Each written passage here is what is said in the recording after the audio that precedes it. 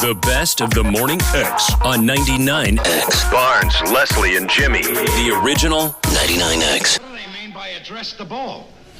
How should I know? That's what it says here. Well, read a little further. Maybe it explains. No, that's all it says. Address the ball. Wait a minute. I think I know what it means there. Step up. Plant your feet firmly. Hello, ball. Please welcome for his first-time appearance, winner of over 50 PGA and Senior PGA Tour titles, Mr. Lee Trevino, or is it Trevino? Let's find out. Let's get that out of the way first. Lee, which is it? It depends on where you're from. Some people call me Trevino and with an Enya. Actually, that's the way it is. But, if you sign as many autographs as I do, you try to shorten it as much as possible. Right. I'm a Texas boy from Corpus Christi. Well, it's Trevino. You know that. Yeah, I know. See, Jimmy, it's La Trevino. I gotcha. Because when you're signing those autographs, you don't want to have to deal with a tilde. No tilde. You don't want to mess with the tilde. Yeah. And I forget which side of the eye to put it on. Yeah, that's right. That's right.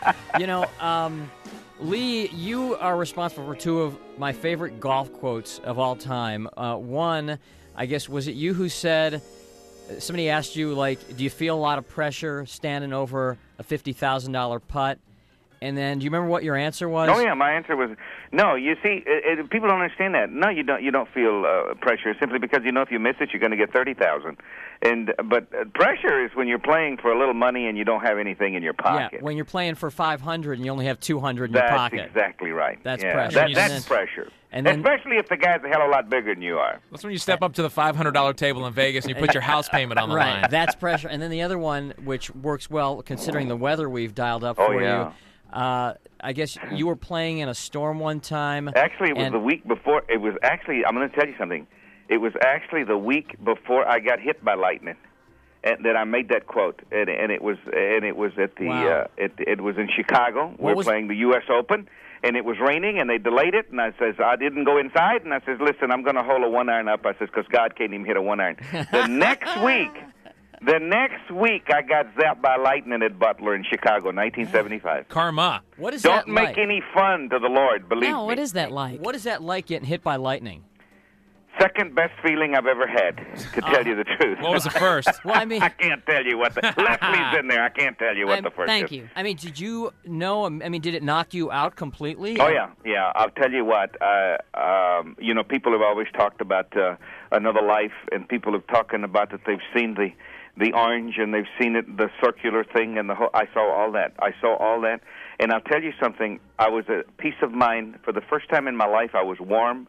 I couldn't hear the crickets and all the noises, and I absolutely felt the best I've ever felt. And the next thing I knew is I woke up, and I'd been out about 15 minutes, and they took me to the hospital. I stayed in intensive care for 2 days, and then it took me about 6 weeks to get back into shape. Yeah. Wow. And I guess the lightning just went right through your body, yeah? Yeah. Actually, it didn't hit me directly. You know what happened is it was the 13th hole at Butler National there in Chicago, and it's a par 3 downhill, and there's a lake next to it, and they seem to think that the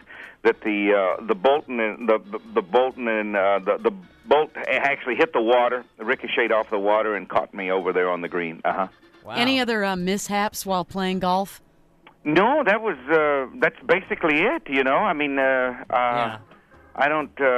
Except for maybe missing a 2-footer. Oh, everybody's going to do that. Yeah. Everybody's going to miss short putts, and you try to blame them on the green or something. It's never your stroke. You know what I'm talking about? It's always somebody else's fault. Oh, yeah, the green's cut too close. Somebody moved, somebody sneezed, somebody talked.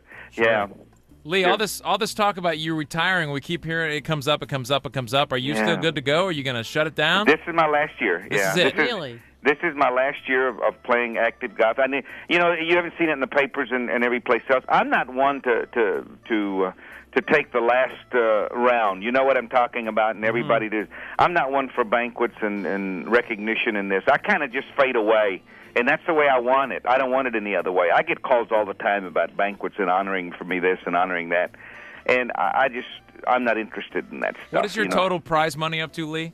Beg pardon? What is your total prize money up to career? Oh, probably close to $13 million, yeah. That puts you near the top, I believe, doesn't it, of all-time career? Yeah, it puts me pretty close. I think Norman, Irwin, and I, and Floyd, and Now But, they're playing for so much money now that, they'll pass that up in no time, yeah. And that's not including endorsements, right? Well, that's the just endorsements, oh, God, no, I couldn't even tell you how much that is. It's way, way, way more than I won, yeah. Man, that's phenomenal. Yeah. Have you ever played golf with a president, or maybe a celebrity has called you to ask you to play golf and give them some tips? Yeah, because we know President Clinton hangs out with Greg Norman. Oh, yeah, I have not had a chance to play golf with the president. I have had dinner when the president of Mexico came up last year for a state dinner. I was invited, and my wife and I had a lovely time up there.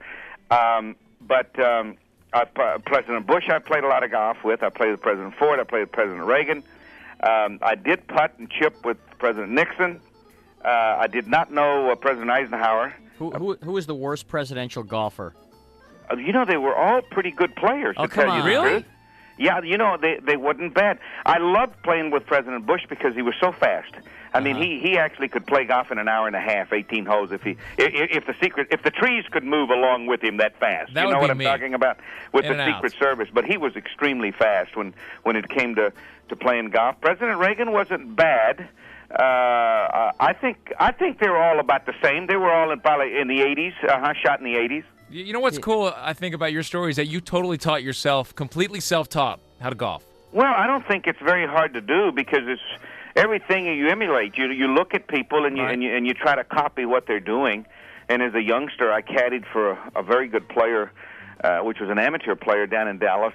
Started when I was 10 years old, and he was a pretty good player. And I tried to swing like him. And I made the change, believe it or not, in about 1963 from a hook to a fade. And that's why I ended up with this weird-looking swing of going outside the line, dropping the club back inside, and moving the ball from left to right. Now that I've got a plate in my neck, I've had 2 lower back operations, I've had a thumb operation, and all these were a result from the lightning. I ruptured all these things, and I'm not able to fade the ball as much. So I actually hit it a little bit straighter than I used to, and that's the hardest shot to aim. Oh, yeah. Is a straight one. Oh, absolutely. Yeah, you can't aim straight. You got to make sure the ball curves. That's why it's got dimples on it. More of this interview you don't want to miss is back in minutes on the best of the morning X 99X. American Skyjacker tells the story of D.B. Cooper copycat Martin McNally, who hijacked a plane and jumped out with $500,000. But that's just the start of this epic true crime saga. Now, American Skyjacker is an action-packed documentary available on all major platforms.